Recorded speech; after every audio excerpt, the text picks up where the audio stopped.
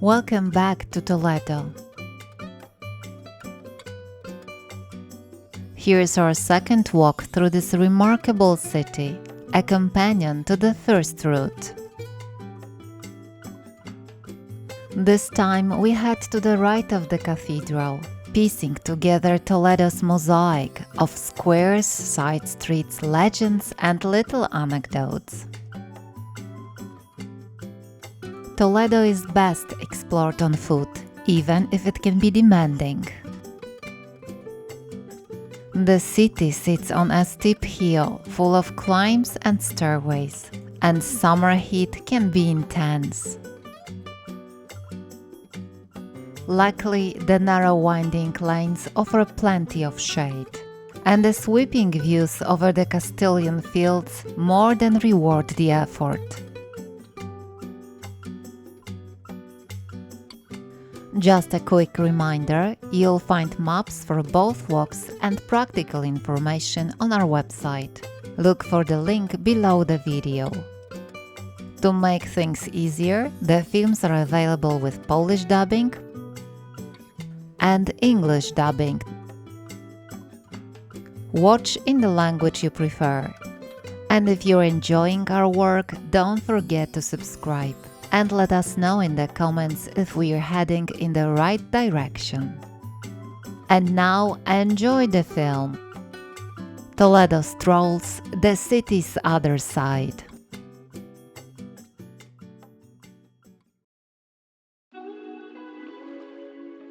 Today's walk begins where we ended the previous one, near Plaza del Ayuntamiento, with one more glance at the cathedral,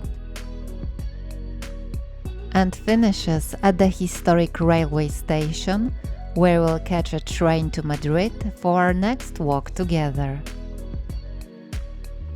But before that, let's spend this wonderful day in Toledo.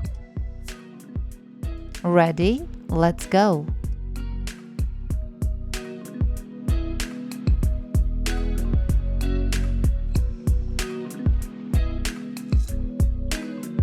We begin our walk at the well-known Plaza del Ayuntamiento, in the shadow of the impressive Cathedral of St. Mary, a symbol of Toledo's spiritual power. In the previous episode, we explored its history and architecture in more detail, so today we take one final glance at its facade before continuing toward the Alcazar.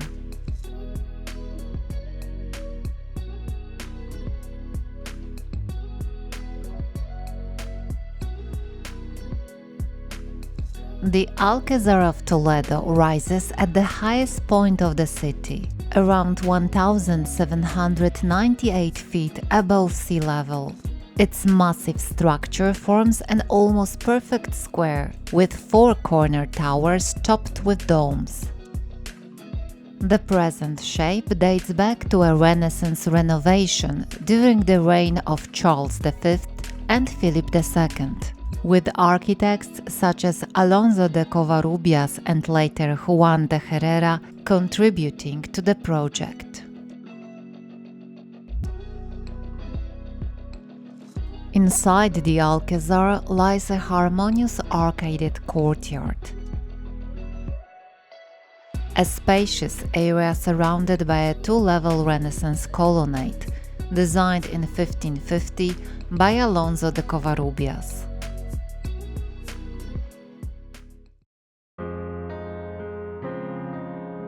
At its heart are the grand monumental stairs, built in the second half of the 16th century by Francesco de Villalpando, and according to some sources also by Juan de Herrera. Their classical form, elegant balustrades and vaulted ceiling make them not only a functional architectural feature but also a symbolic gateway into a space steeped in centuries of history. Though partially destroyed during the Civil War, the stairs were carefully reconstructed afterward, preserving their Renaissance character.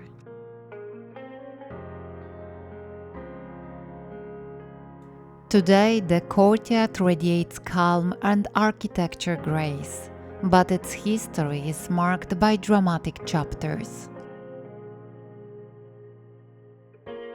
Most notably in 1936 during the Spanish Civil War, the Alcazar became the site of a harrowing 70-day siege.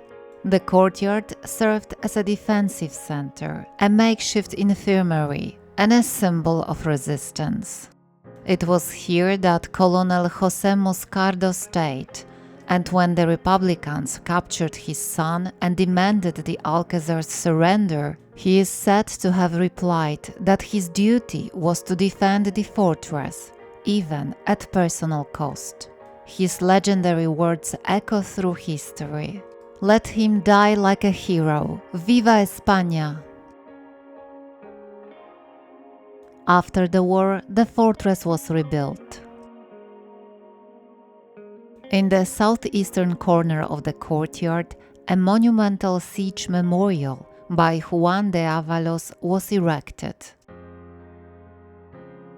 Placed exactly where a temporary cemetery once stood during the siege.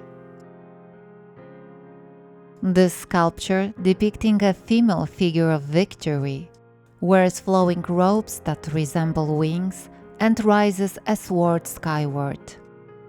On either side are reliefs dedicated to the martyrs and heroes of the siege.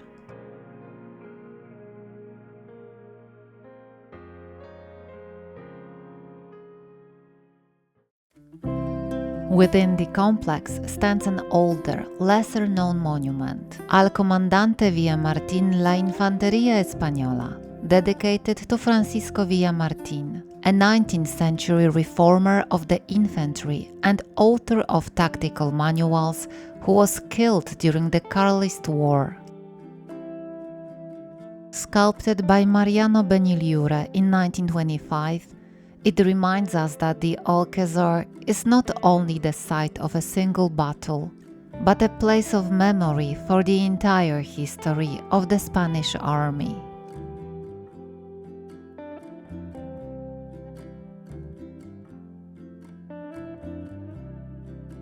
The name Alcazar comes from the Arabic al-Qasr, meaning a castle, palace, or fortress. The term took root in medieval Spain under Muslim rule and ultimately derives from the Latin castrum, a fortified camp. The Alcazar also conceals much older layers of the past. In the lower sections of the walls, fragments of Roman structures survive: defensive walls, cisterns, and water channels, proving that the hill was fortified and developed in antiquity. Although the Alcazar was planned as a representative royal residence, the royal family never settled here permanently. The building served primarily military and administrative functions. Today, it houses the Army Museum, one of the largest and most complex in Spain. It spans several floors and is organized by theme, with dedicated galleries for weaponry, uniforms, standards, artillery, and the great figures of military history. It's a vast space, so it's worth checking the floor plan in advance. It's easy to get lost or to spend the entire day here, especially if you're interested in military history. Whether you skimmed the museum or let its gallery pull you in for longer, we're not leaving the Alcazar just yet.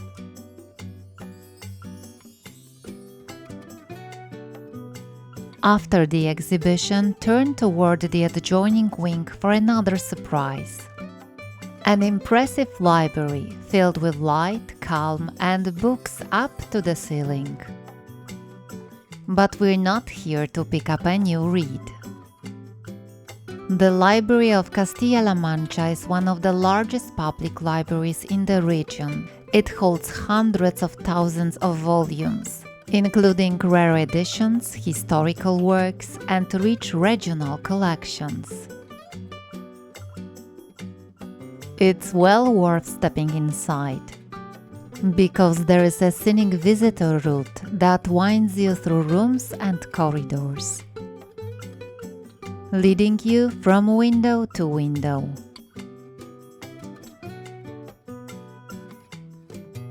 Each framing some of the finest views of Toledo.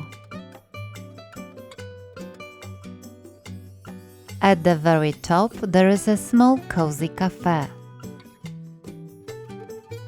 The quiet, welcoming atmosphere makes the perfect place to pause and recharge before we carry on.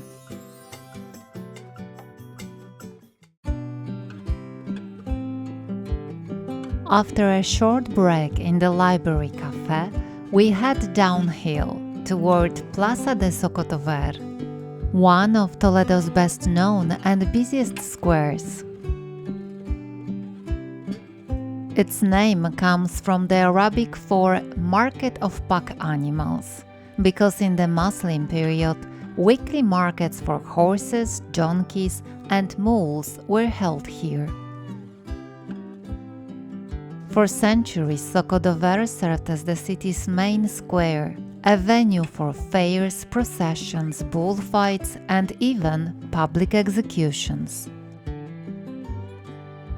Today, it's above all a meeting place, a key landmark, and often the first spot many visitors see.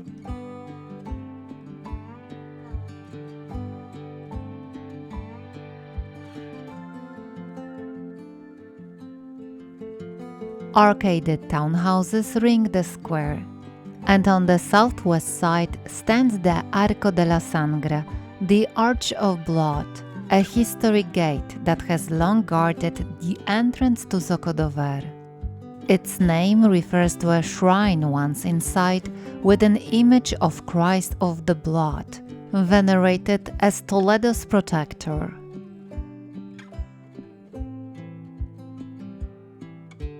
Earlier in the 10th century, it was known as the Arco de Caballos, or Horses' Arch, because animals were led through here to the Old Market. It formed part of the inner Alfisen wall that encircled the city.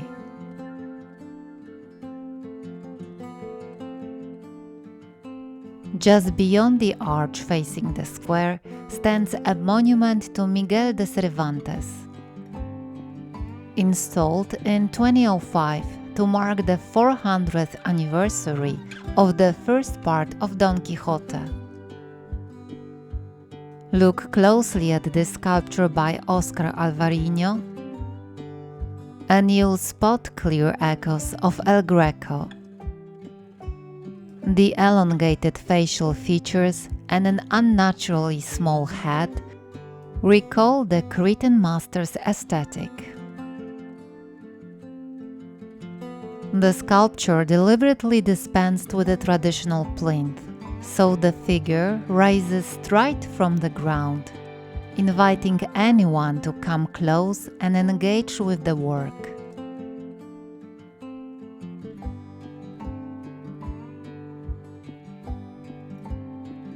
Sokodover is also a perfect place to catch your breath, over coffee, an ice cream, or simply the everyday bustle of Toledo. From the square, streets radiate like sunbeams, and we'll choose one of them to uncover more faces of the city.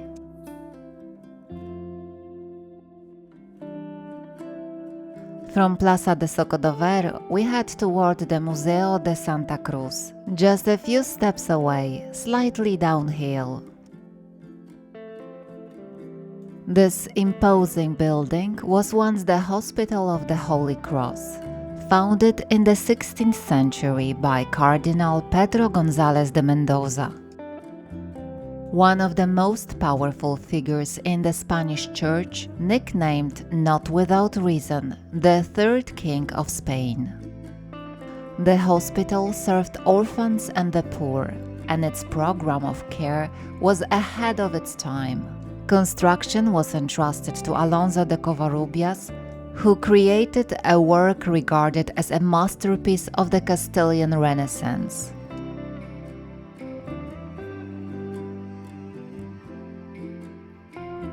Even the entrance impresses. A richly decorated portal bearing the founder's coat of arms leads into a spacious courtyard with two-story arcaded cloisters.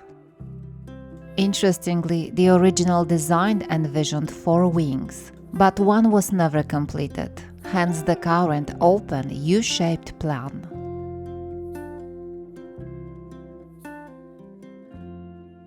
Today, the former hospital houses the Museo de Santa Cruz, which presents a broad sweep of art and archaeology, from Roman mosaics through medieval sculpture, ceramics, and textiles, to collections linked to the history of Toledo and La Mancha.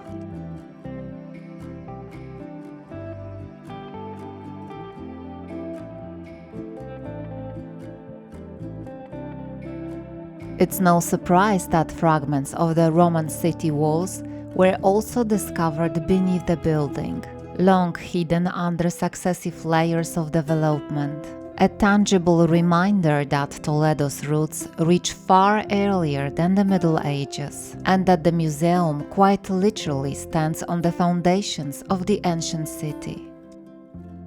But that's not all. The museum is increasingly opening up to contemporary art.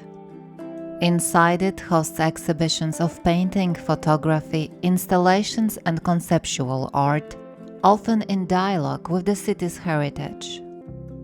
This variety makes Santa Cruz not only a museum of the past, but a dynamic cultural institution that responds to current issues and new forms of expression.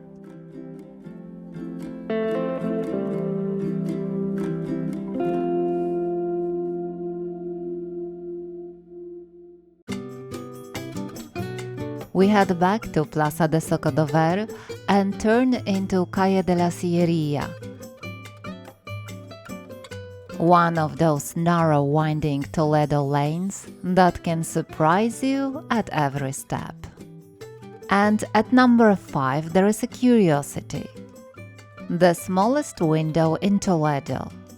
A tiny, almost imperceptible opening in the wall that's easy to miss if you don't know what you're looking for. It's a reminder of the old urban architecture where every source of light mattered, even the smallest. Today, this little window has become a minor attraction, tinged with humor and nostalgia. It recalls how densely built the old city was and what daily life looked like in its alleys. It's worth stopping, looking closely, and trying to spot it without any hints.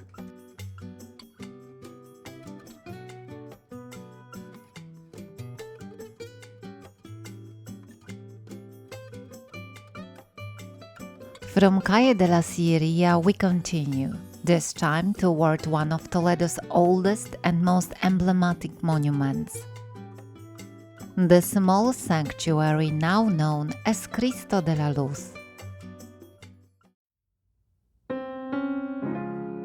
It is one of the most precious traces of Islamic presence here. Out of the 10 mosques that once stood in the city, this one, built in 999 as the Bab al-Mardum Mosque, has survived almost unchanged. It rose at the height of the Caliphate of Cordoba. The building is a textbook example of a small Andalusi mosque, a square plan, 4 central columns dividing the space into 9 equal bays, each covered with a different type of vault.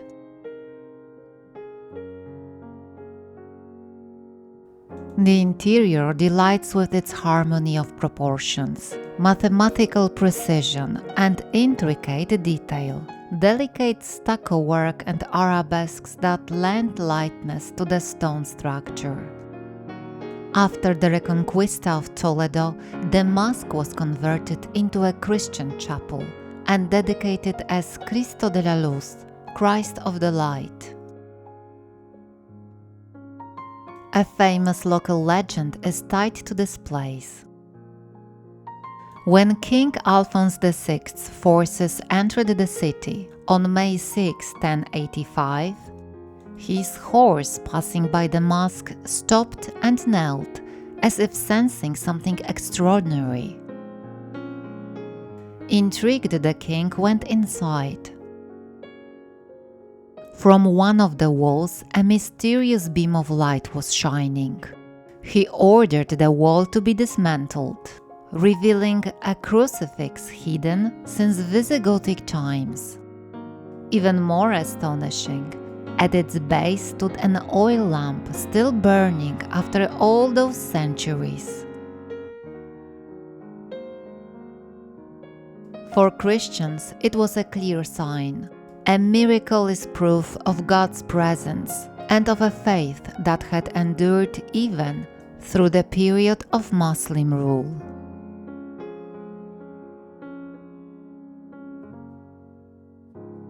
And the stories don't end there. Right beside the shrine ran the remains of an ancient Roman road, the so-called Via 20, which linked Toledo with Merida. It was about 20 feet wide, and beneath its surface archaeologists even uncovered a Roman sewer channel. You can still see fragments of the original route. Large stone slabs that quietly recall a civilization here long before the city's Arab or Christian inhabitants.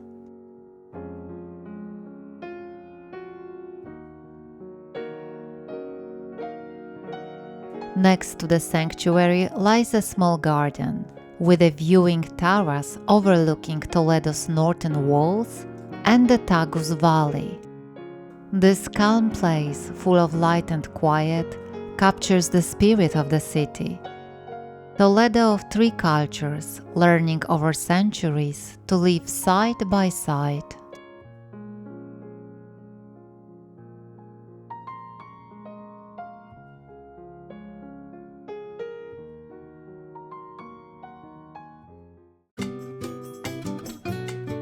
We exit through the Puerta del Valmardón, formerly Bab al-Mardum, one of Toledo's oldest gates.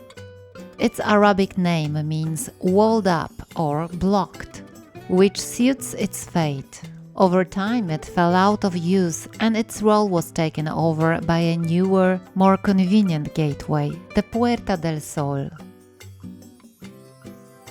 The Spanish Valmardón is merely a phonetic echo of the original. Bab al-Mardum was notoriously awkward for carts and riders, so a new road with a gentle approach was laid out. And thus the Puerta del Sol was created, one of the city's most recognizable gates. Built by the Knights Hospitaller at the turn of the 13th and 14th centuries, the Puerta del Sol is a gem of Mudéjar style. It blends a Gothic pointed arch and a band of blind multifoil arcades into a richly decorative composition. Above the main passage you can see a stone medallion of the bestowal of Jezebel on Saint Ildefonsus, flanked by sun and moon motifs. These, together with the gate's eastward orientation, inspired its new name, Puerta del Sol, the Gate of the Sun, whereas earlier it was simply known as the Iron Gate. Just above the arch is a small window that likely served as a station for carrier pigeons, and below it a fragment of an early Christian sarcophagus showing St. Peter's denial of Christ. A fine example of medieval recycling, the reuse of earlier elements as decoration and symbols.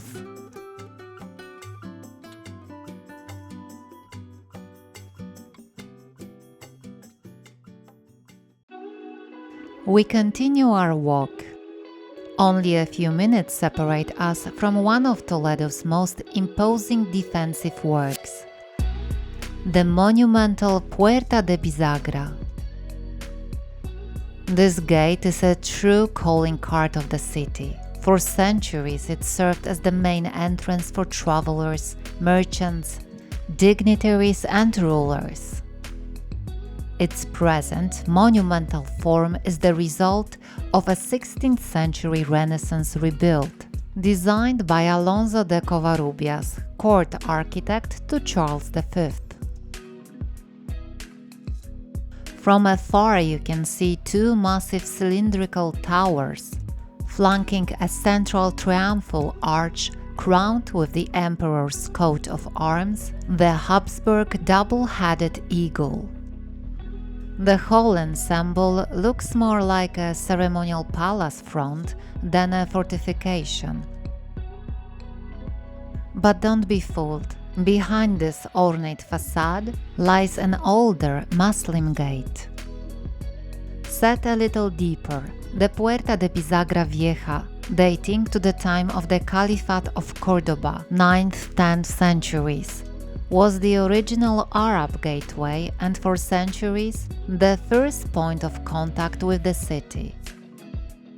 The name Bisagra probably meant the gate on the road to Safra, though its exact meaning is hard to pin down today.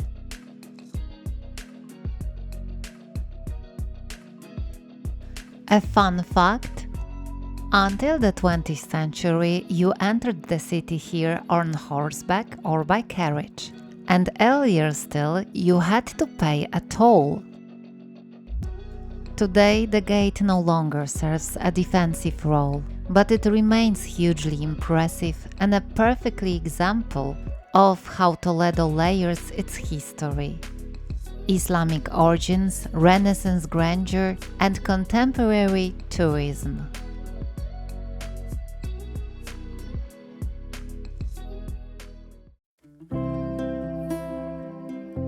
From Puerta de Bisagra we head downhill toward the modern city. But before we say goodbye to Toledo, there is one more gem that travelers often miss.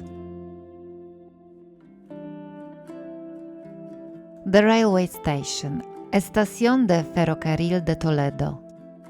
Though it serves a purely practical purpose today, its architecture makes a powerful impression. Opened in 1919, the building was meant from the start to be more than a mere transfer point. Designed by the architect Narciso Claveria in the Neo-Mudéjar style, drawing on the Islamic architecture of the Iberian Peninsula, the station pays homage to Toledo's heritage. It's a splendid structure rich in decorative detail, geometric ornament, filigree grills, and a distinctive clock tower, reminiscent of a minaret or a belfry.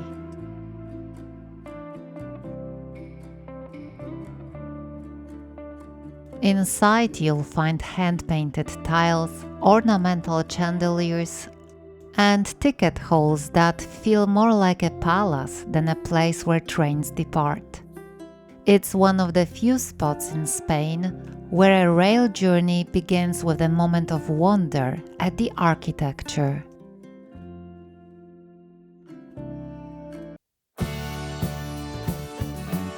Here our walk through Toledo comes to an end. We've passed through medieval gates, discovered the stories of ancient sanctuaries and legendary figures, and explored the city's hidden corners behind its walls. Now, standing on the platform of this remarkable station, it's easier to see that Toledo is not only a past set in stone, It's also a place from which we move on, richer with new stories and images. Thank you for joining us. We hope our 2 walks through Toledo have inspired your own discoveries, both small and great. Hasta pronto. See you soon on our next inspiring walk.